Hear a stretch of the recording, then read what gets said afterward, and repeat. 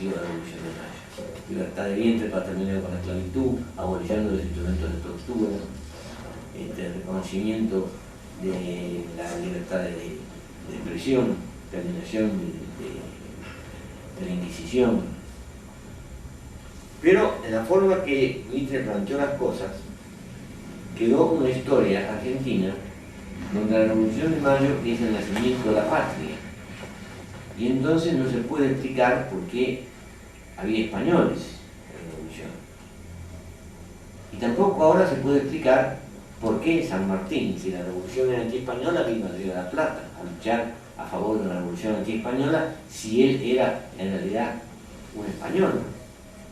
Si él en toda su formación era un español, en sus refranes, en su forma de expresarse, era un hombre formado y por la cultura española. Todo esto lo explicaba Barcia Treyes en sus 2600 páginas, en sus 5 tomos, que no fueron ni siquiera polemizados, fueron ocultados directamente. Nosotros nos encontramos con cosas incomprensibles. Arenales era español, por ejemplo, y Arenales es el gran jefe de la liberación en el norte, en el Alto Perú. Álvarez Jonte era español y formó parte del triunvirato. ¿Quién hizo la música del himno nacional? Un catalán, Ordaz Parera. Entonces decía, la revolución esta no podía ser antiespañola, porque el padre de Moreno era español, pero casi todos los hombres de la Junta tenían padres españoles, salvo alguno que era italiano. Entonces, empieza a producirse, además también la situación inversa. Hay americanos que están en contra del movimiento revolucionario. El último jefe que defiende que está en contra del ejército de Bolívar, en 1824, una batalla de Ayacucho, es Oranieta, que era un genio. Es decir, la cuestión no es americanos contra españoles, es democráticos contra absolutistas. Entre los absolutistas había muchos españoles, pero también había absolutistas como Goyeneche, por ejemplo, que había nacido en Arequipa. Y a su vez, entre los criollos, entre los revolucionarios, había revolucionarios criollos, nacidos de padres españoles, pero nacidos en América, y había revolucionarios españoles, como todos estos que mencionamos. Por eso San Martín no se encuentra en los textos de San Martín, en los escritos de San Martín, ninguna referencia despectiva hacia los españoles ni crítica a los españoles. Si ustedes observan, recuerdan lo que uno aprendió en la escuela, San Martín habla de los godos, por ejemplo. Los godos, que son los españoles absolutistas, los españoles de derecha. Los realistas, que son los partidarios del rey, sean españoles o sean criollos. Los maturrangos, dice, los sarracenos, dice, los chapetones, los matuchos, por ejemplo. Además, España, en realidad la lucha entre 1810 y 1814, que se da en el combate de San Lorenzo, por ejemplo, el combate de San Lorenzo termina el combate de San Lorenzo y Zavala, que es el jefe del ejército, del pequeño batallón español, el doctor Favaloro, por ejemplo, que tiene un trabajo sobre San Martín, dice: San Martín lo trató muy bien a Zavala, lo trató muy bien a tal punto que lo conquistó, dice. ¿Cómo lo conquistó? Si era el jefe enemigo.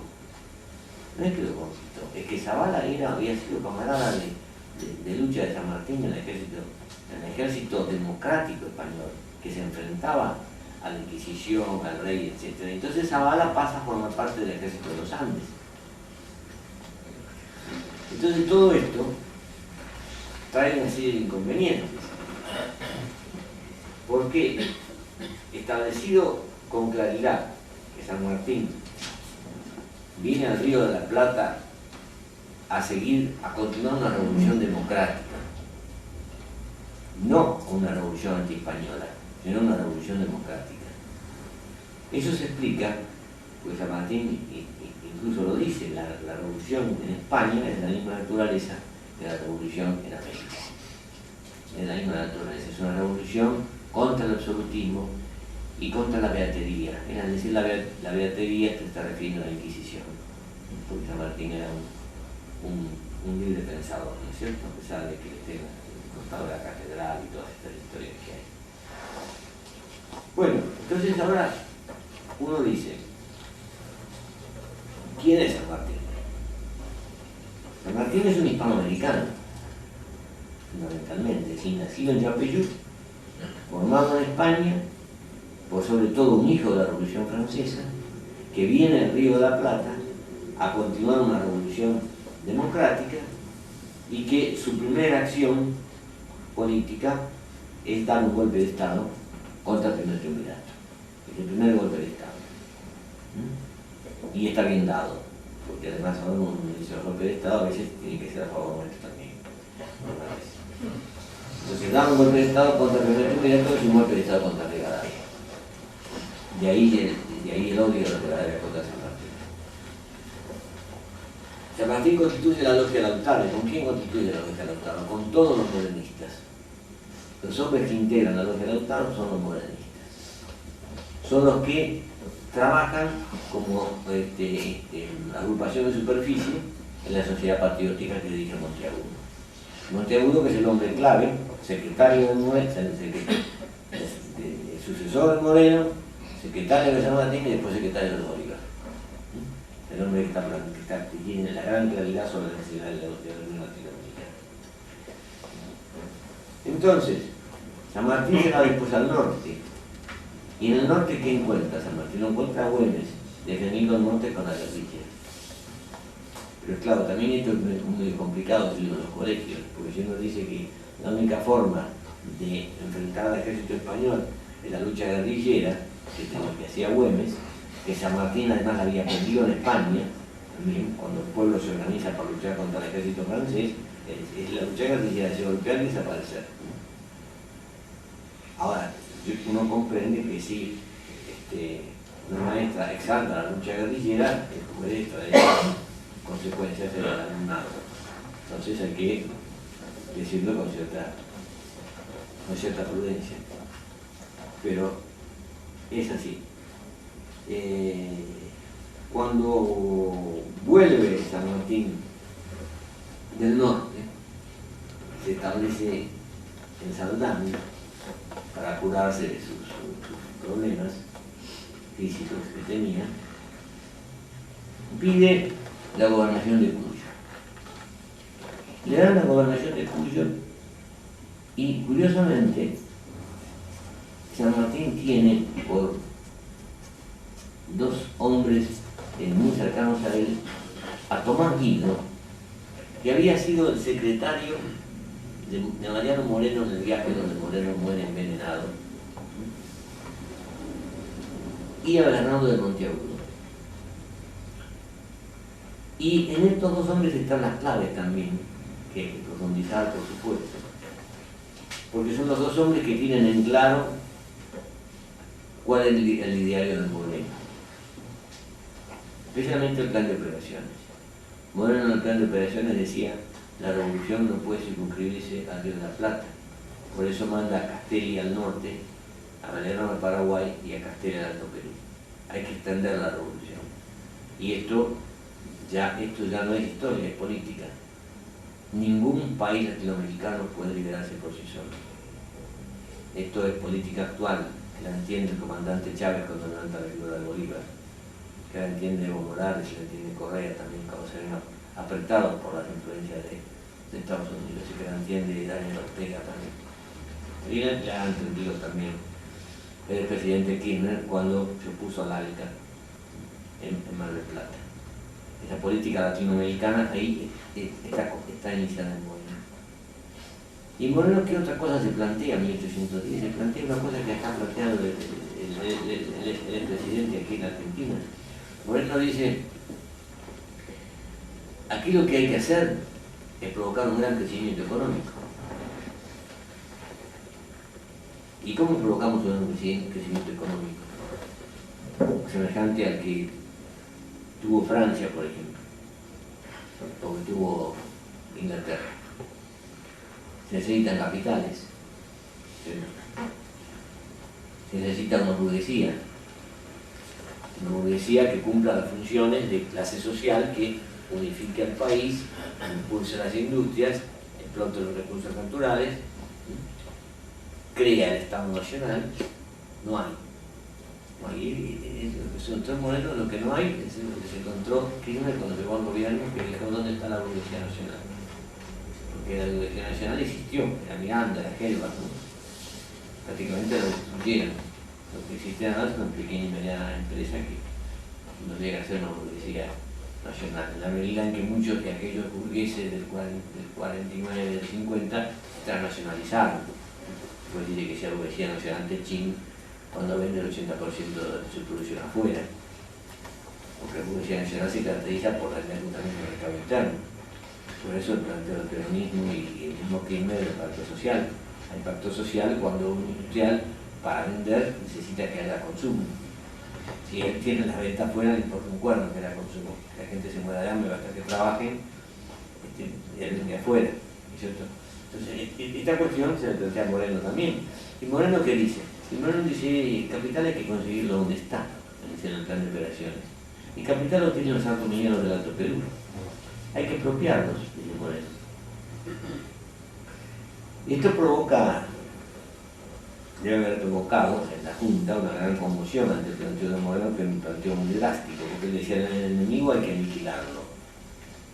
Hay que aniquilar a Liniers, hay que aniquilarlo, y hay que aniquilar a Córdoba por las aves y nietos, porque son contra la revolución, y hay que aniquilarlos. Al ejemplo de la Revolución Francesa. Y hay que confiscarle a todos los españoles ricos, y hay que confiscarle la guerrilla. Y es tan la historia, tan ligada a la actualidad, que bueno, se hace el Cabildo Abierto del 22 de mayo de 1810 y Martínez de Oz como vota. Martínez de Oz vota a favor del virrey, que siga el virrey. Y Álzaga vota a favor que siga el virrey. Es decir, los poderosos tenían en claro quién era el virrey y quién era Moreno y Belgrano y Castelli, ¿no?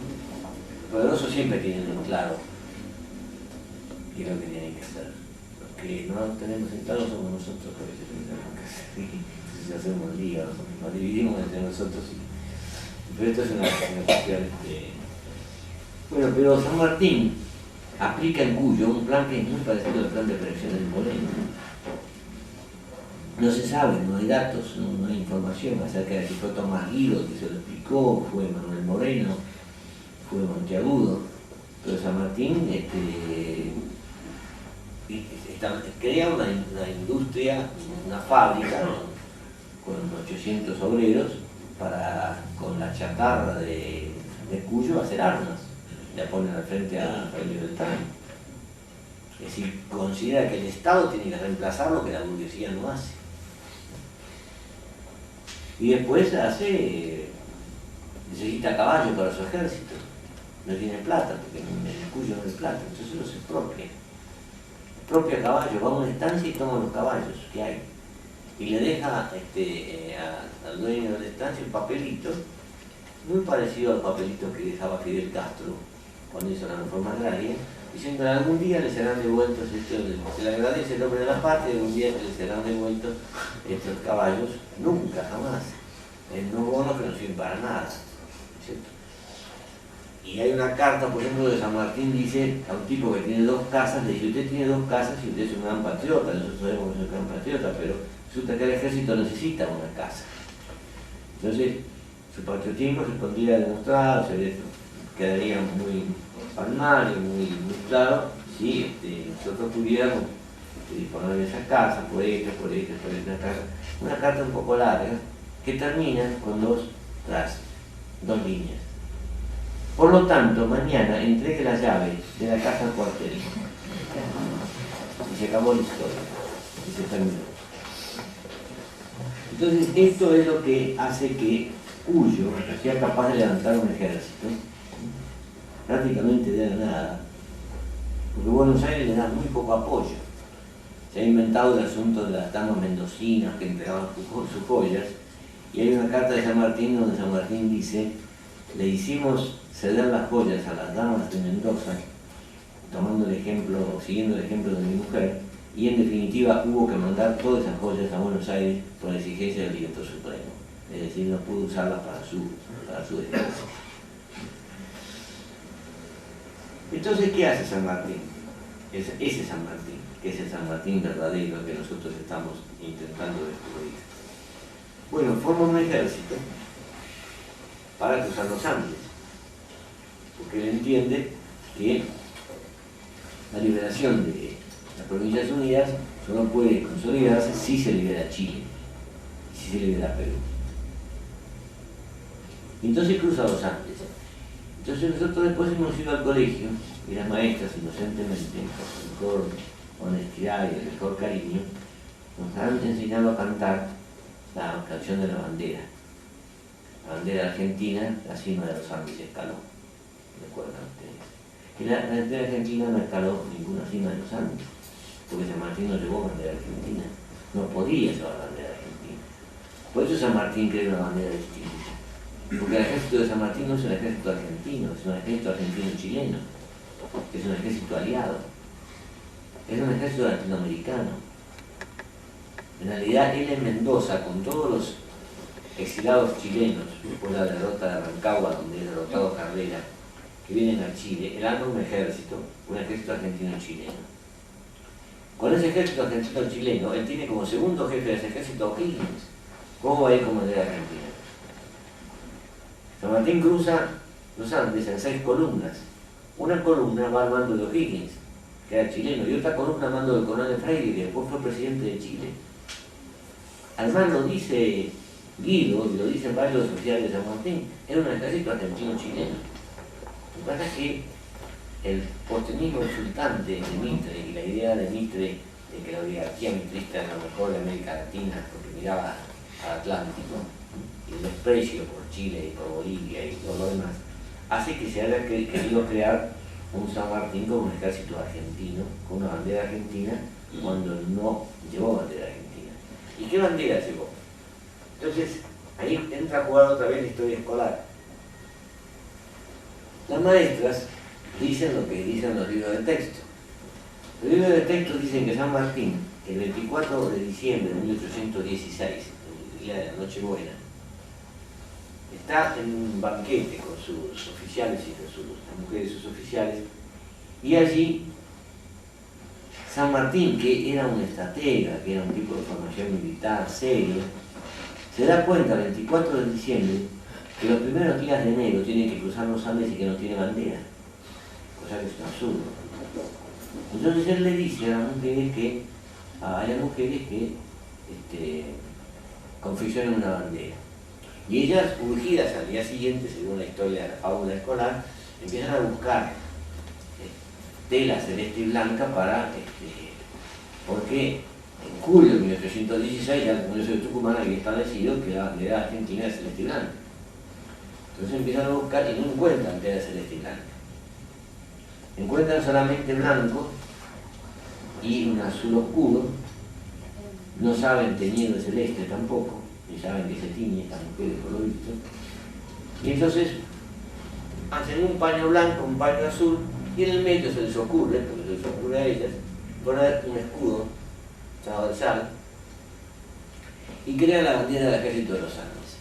Y según esa fábula, San Martín acepta esa bandera porque, bueno, qué sé yo, porque ya estaba por salir el ejército. Esa bandera es así porque es la bandera de un ejército latinoamericano.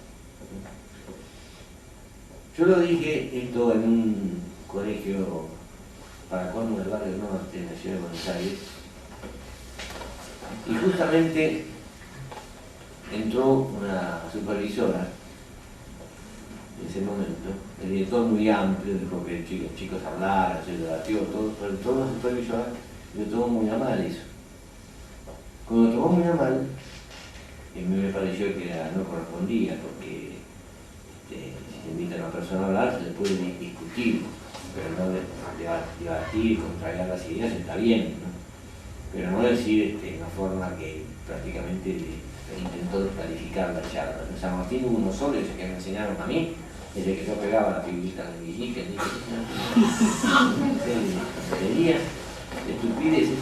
Entonces yo le dije, mire señora, el ejército de San Martín es un ejército latinoamericano, a tal punto que San Martín en Rancagua reúne a todos sus oficiales y le entrega a las Heras un sobre cerrado, renunciando a la jefatura del ejército de los Andes. Y se va, se retira, y le dice a las Heras, usted comunica a todos los oficiales que yo he renunciado a la jefatura del ejército de los Andes y que ellos nombren nuevo jefe. Todos se sorprenden, Necochea, todos los demás, Rancagua, todos ellos. Entonces, ¿qué hacen? Lo eligen a San Martín, otra vez. ¿Para qué hace San Martín esto? Martín hace esto porque él quiere que su jefatura surja de la decisión de los oficiales, no de la decisión de ningún gobierno. Él no se somete al gobierno de Buenos Aires, por eso él sobrevive y no viene cuando lo mandan, ni se somete al gobierno de los Tigres tampoco. Es un ejército latinoamericano en operaciones. Levene, que ustedes saben que Levene tiene una historia parecida a la de Neustadt, es decir, él era un hombre que mantenía una misma posición política siempre, era oficialista. El problema estaba que cambiaban los gobiernos. Los gobiernos cambiaban y él tenía que hacer el esfuerzo por cambiar, pero él, la posición era oficialista siempre. Levene, en la época de Perón, cuando ve que Perón hace en 1950 lo declara el año de la San Martín, publica un libro sobre San Martín y la relación con los caudillos y dice, Levene, ese ejército que creó San Martín, eso se lo dije a la señora esta, es un ejército de soberanía flotante, es un ejército que está por sobre los estados, es un ejército latinoamericano en operaciones. Del mismo modo que el ejército de Bolívar no es un ejército ni venezolano, ni colombiano, ni ecuatoriano, es un ejército que está por encima, es un ejército latinoamericano, porque la revolución latinoamericana era latinoamericana y será latinoamericana. Y bueno, yo ahí reconozco que estuve mal porque un poco me exaltó la actitud así de esta señora, discriminatoria y ofensiva. Y le dije, mire, si quiere un ejemplo, el ejército que San Martín constituyó en Rancagua, legalizó en Rancagua con la bandera del ejército de los Andes, es la misma cuestión que quiso hacer el Che Guevara en Bolivia, cuando quiso constituir un ejército en Bolivia para pasar hacia Perú por un lado y hacia Argentina por otro. Bueno, entonces eso fue ya el acabose ahí. Ahí no me invitaron más, la mujer casi se desmaya. Increíble. Bueno, este San Martín entonces es el que cruza los Andes y es el que después constituye un ejército chileno, argentino, peruano, con apoyo de guerrilleros peruanos para poder llevar a cabo la lucha en Perú. Y en Perú, San Martín casi no pelea, otra cosa que la historia no explica, casi no pelea porque los jefes revolucionarios, los jefes del ejército español se dan vuelta, porque en 1820 se produce una nueva revolución democrática en España. Entonces están a punto de llegar a un acuerdo con San Martín para declarar la independencia del Perú. Y posiblemente aparezcan en el futuro algunos documentos secretos, porque San Martín entra en Lima sin lucha. Canterac se retira y San Martín entra en Lima sin lucha. Esto de la cuestión de la bandera argentina, de estas mujeres que crearon esta bandera, y que es toda una jaula, yo a veces lo relaciono con lo siguiente, que de ninguna manera ese grupo de mujeres podía crear una bandera argentina, porque ese núcleo de mujeres estaba presidido por una chilena, además. Una chilena que no es nada conocida, que es Dolores Prats de Huisi. Prats es un apellido conocido en Chile, ustedes se acuerdan del general Prats, que fue el general leal que tuvo Allende y que después a más tarde lo asesinaron, ¿no? Dolores Prats de Huisi es la viuda de un comerciante chileno Y con la señora de San Martín y otras hicieron la bandera del ejército de los Andes, que era un ejército de soberanía flotante. Cuando uno habla de Dolores Prats de Huici, dice, ¿quién es? ¿Quién la conoce? No la conoce nadie. Yo digo, no, la conocen los Moyano, la conocen los compañeros de Moyano. La gente se queda medio extraña. ¿Qué tiene que ver Moyano con esto? Tiene que ver porque cerca de Morón, alguien, posiblemente un chileno, propuso que a una pequeña callecita se le pusiera el nombre de Dolores Prats, en homenaje a esta luchadora chilena. Se hace la autopista y la callecita se convierte en colectora. Entonces Dolores Prats pasa a los carteles grandes, esos carteles verdes grandes de las autopistas, y los camioneros saben que existe Dolores Prats, no saben quién es, por supuesto, pero saben, ven así, sí, bajaste Dolores Prats y ahí conocen. Entonces Dolores Prats ha pasado a la historia de una manera un tanto curiosa. Bueno, este San Martín, con estas características, es el San Martín que llega a la conversación con Bolívar y llega en muy malas condiciones a esa conversación con Bolívar. La cuestión es que Bolívar le dice, usted termine la campaña del Perú. San Martín tiene alrededor de 8.500 hombres y en el Perú hay, según San Martín, hay 19.000 hombres del ejército español, que después de muchas vacilaciones no han llegado a un acuerdo con él. Bolívar le dice, no son 19.000, como yo que lo tengo, son mucho menos, que son 15.000, 14.000. De cualquier modo, Bolívar le da 3.000 hombres, ofrece 3.000 hombres a San Martín. Dice, yo le doy 2.200 argentinos que usted me prestó y yo le doy 1.800 más. Usted llega más o menos a 10.000, puede dar la pelea. San Martín le dice, no puedo dar la pelea porque ellos me doblan en Monterrey.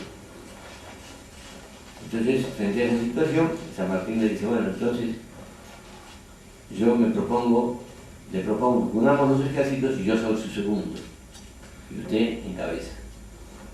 Y Bolívar lógicamente le dice que no puede ser, porque él no puede entrar a Perú encabezando un ejército y llevando como segundo jefe a San Martín, que es protector del Perú. Porque en el Perú a veces te inquina, porque los peruanos decían que Ecuador no pertenecía a Colombia, pertenecía a Perú. Y Bolívar, con su ejército, había ocupado Colombia, había hecho la Gran Colombia y había integrado a Ecuador a la Gran Colombia. Entonces, en esa situación, San Martín dice, bueno, yo me retiro y usted termina la campaña. Y toda esta historia, que es muy simple, pasa a la historia escolar como que Bolívar era un ambicioso, Bolívar le robó la gloria a San Martín, Bolívar era un tipo sinuoso, que no miraba de frente, que era muy mujeriego. Si eso está mal, tengo mis dudas. Y San Martín era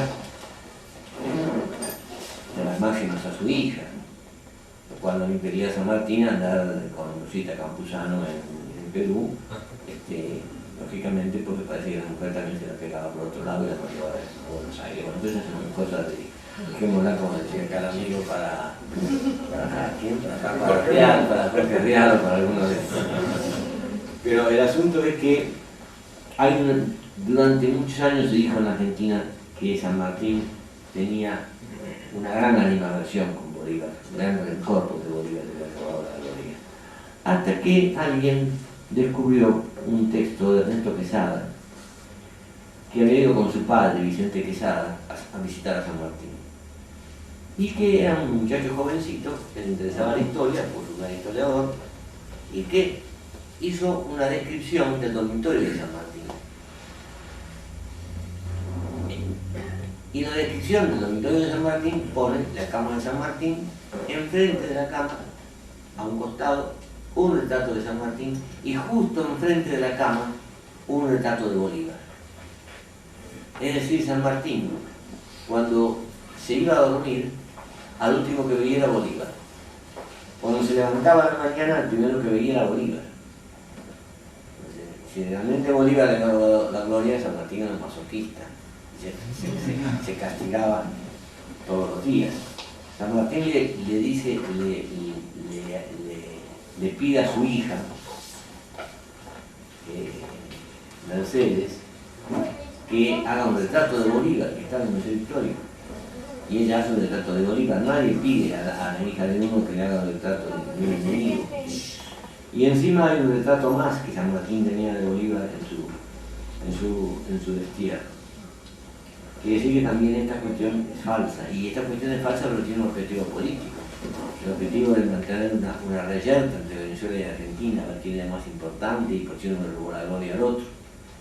Hay cartas de San Martín y de Bolívar de uno al otro de grandes elogios.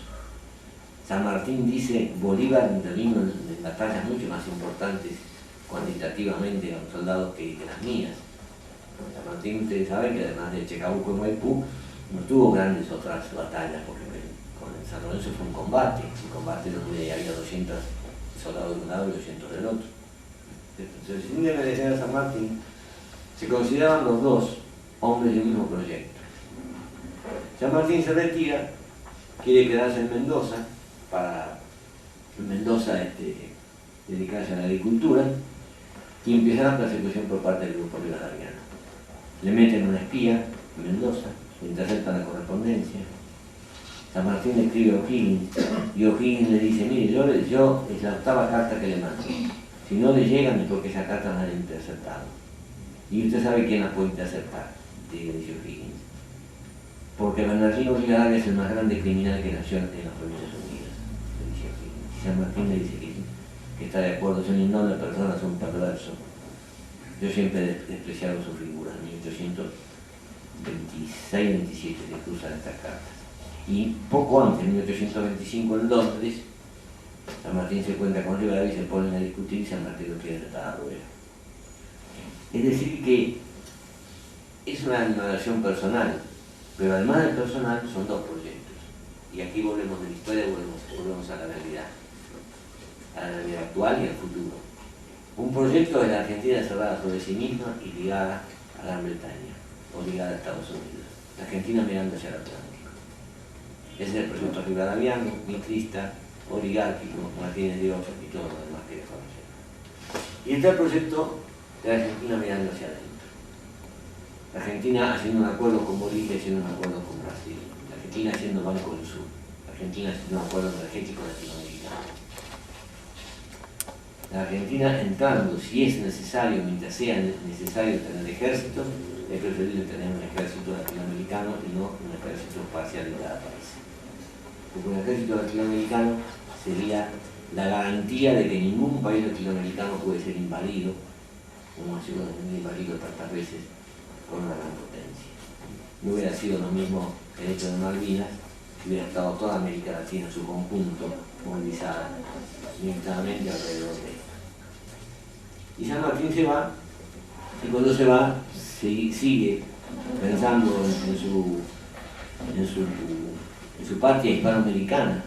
Dice, ¿por qué se va? Uno dice, ¿y por qué se va? ¿Por qué no hace política interna? No hace política interna porque es un hispanoamericano. Porque San Martín ha vivido en Argentina 5 años.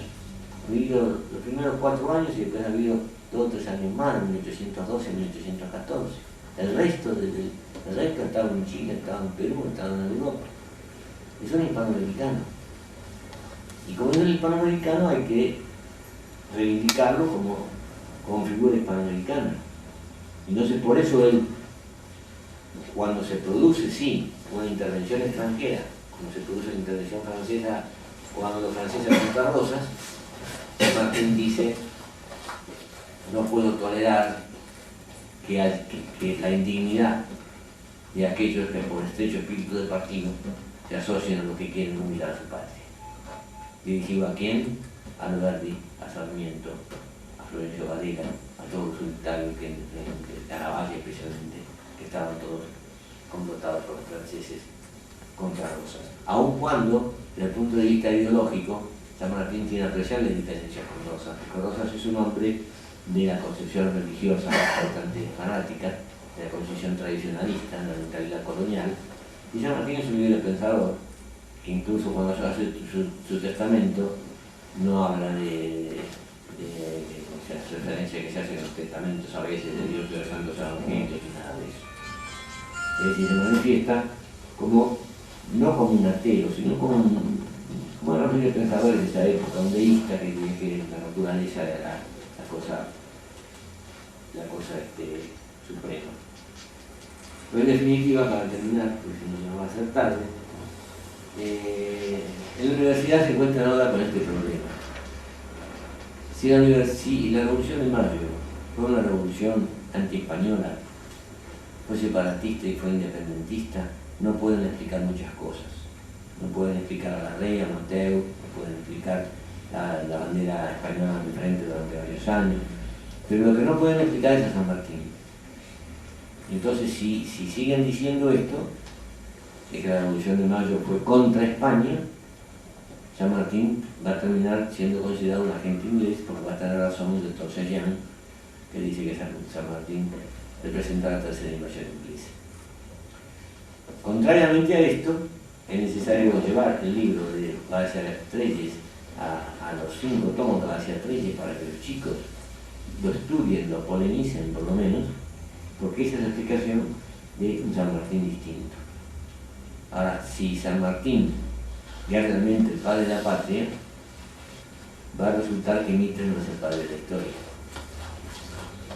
Y si Mitre no es el padre de la historia, se complica mucho, porque si se cae Mitre,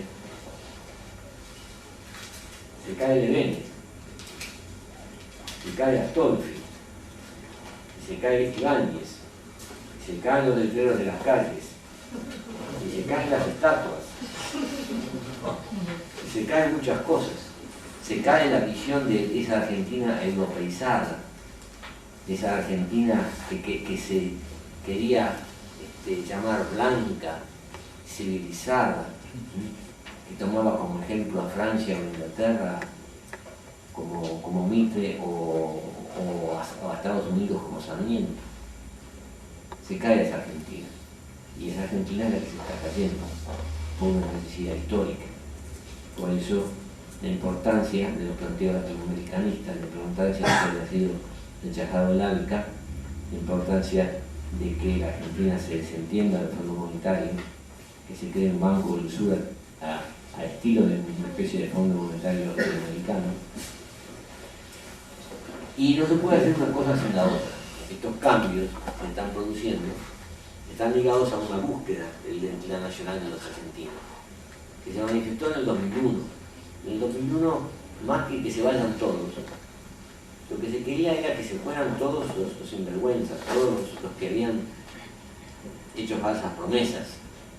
Pero además se estaba diciendo que se vaya el neoliberalismo económico, que se vaya el capital extranjero como el mito del capital extranjero, y que se vayan todas las sombras, que Aureche llamaba las onceras, estas estupideces que se han reiterado durante muchos años y que hacen que cuando uno hable de la identidad argentina haya una gran duda de cuál es esa identidad argentina. Si es la de Moreno, la de Dorrego, la de Felipe Varela, la de Irigoyen, la de Perón, por ejemplo, o es la de Mitre y la selección Barbarie, Sarmiento, Rivadavia y todo eso. Y esto es lo que de un modo u otro estamos discutiendo y estamos definiendo. Yo creo que en un momento histórico muy importante donde en toda América Latina se están replanteando cosas y este replanteo de todas estas cosas está ligado a la posibilidad de la unidad latinoamericana, por tener un idioma común, por tener próceres comunes, porque si no, ¿quién sería Artigas, por ejemplo? Un uruguayo era Artigas, si Artigas no viene del Uruguay. Artigas quería ser la banda oriental de los Estados Unidos. ¿Qué sería San Martín, metido en el Perú, en Chile, un intruso? ¿Qué sería Dorrego en la Revolución Chilena, por ejemplo, un intruso? Entonces, así como en su momento existió la Federación Centroamericana, la Confederación Peruano-Boliviana, o el acuerdo de mujeres en Monteagudo que casi están a punto de unificar América Latina, el intento de Bolívar en 1826 en el mismo de Panamá, hace que estas cosas que parecen cosas históricas, que parecen el pasado, sean en realidad el futuro. Es decir, que estamos discutiendo no por perder el tiempo a ver si tenía razón Mitre, o si tenía razón Valla Treyes. Lo que estamos discutiendo es el carácter, la naturaleza de la Argentina.